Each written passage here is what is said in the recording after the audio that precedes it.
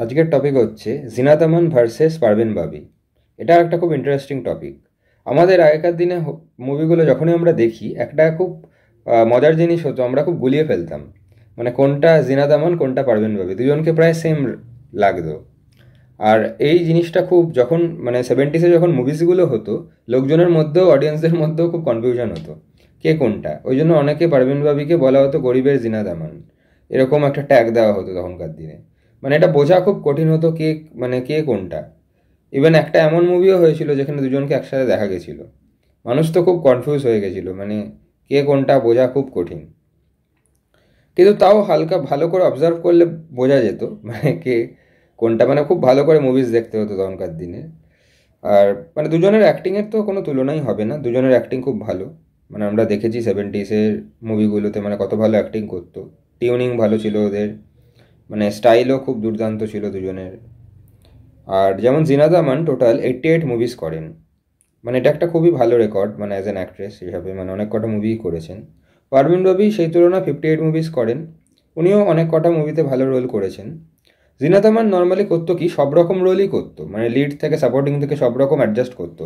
উনি প্লটের ওপর খুব করতো, মানে সবসময় যে লিড প্রেফার করতো সেটা করতো না, লিড অ্যাক্ট্রেস যে নেবে ওরকম না, সব রকম রোলই করতো।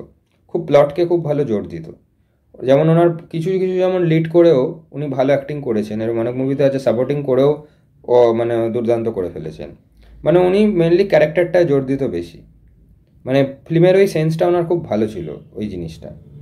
আর পারভিন বাবির যেটা করতো কি ম্যাক্সিমাম মুভিতে উনি লিড নিত যেখানে উনি বেশি মানে করতো। এই কারণে হয়তো পরবর্তী একটু মনে হয় মুভিস পেতেও মনে হয় ডিফিকাল্ট হয়েছে, যেখানে অন্য কোনো অ্যাক্ট্রেস থাকলে নর্মালি ওই মুভিতে যেত না। ওই জন্য সোলো লিডেই বেসিক্যালি ট্রাই করতো, সোলো লিড অ্যাক্ট্রেস। আর এদের যেমন দুর্দান্ত মুভিগুলো আমরা ভুলবো না, যেমন জিনাত আমানের যেমন কুরবানি, এটা একটা খুব ভালো মুভি, উনি মানে দারুণ অ্যাক্টিং করেছিলেন এই মুভিতে। হরে কৃষ্ণ হরে রাম একটা ভালো মুভি। আর যেমন সত্যম শিবম সুন্দরম দুর্দান্ত মুভি। আর পারভিন বাবির সে মানে দেখতে গেলে ওনার সুহাগ খুব ভালো মুভি, দিওয়ারেও ভালো অ্যাক্টিং করেন উনি। আর যেমন নমক হালালেও ভালো অ্যাক্টিং করেন। আর আমার একবার অ্যান্থনিতেও ভালো করেন, যেখানে আরও দুজন অ্যাক্ট্রেস আছে প্লাস অ্যাক্টারও আছে, তার মধ্যেও উনি ওনার অ্যাক্টিং দেখিয়ে দেন। এরকম অনেক কটা মুভিতে দুজনেই দুর্দান্ত অ্যাক্টিং করেন, মানে তুলনা হবে না। অ্যাওয়ার্ডস পারভিন বাবি কিছু পায়নি, আর জিনাত আমান 8টা অ্যাওয়ার্ড পান। আর ওভারঅল এদের আমি একটা জিনিসই দেখতাম, মানে যেমন মানে রোলের মধ্যে যেমন যেমন পারভিন বাবির যেরকম অ্যাক্টিং হতো, একটা জিনিস দেখেছি মানে অ্যাক্টিং যে স্টাইল ছিল পারভিন বাবি ঠিক বলিউডে সুটেবল ছিল না, উনি হলিউড রেঞ্জে খুব মানে ভালো মানাতো। যেমন ফিরোজ খানের সাথে কিছু মুভিসে যেমন কালা সোনাতে খুব ভালো মানিয়েছিল, মানে ওরকম একটা হলিউড রেঞ্জওয়ালা মুভিতে আমার মনে হয় বেটার লাগতো আরও বেশি। আর জিনাত আমান যেমন সব রকম অ্যাডজাস্ট করতে পারতো, সব রকম মুভিতে সব রকম মানে যেরকম রোল অ্যাডজাস্ট করে নিতে পারতো, যেটার জন্যই জিনাত আমান পপুলারিটিটা অনেক বেশি পেয়েছে মানে পারভিন বাবির থেকে। মানে সব রকম রোলে উনি অ্যাডজাস্ট করে ফেলতে পারতো, ওনার ওই জন্য এই কোয়ালিটিটা কিন্তু খুব ভালো।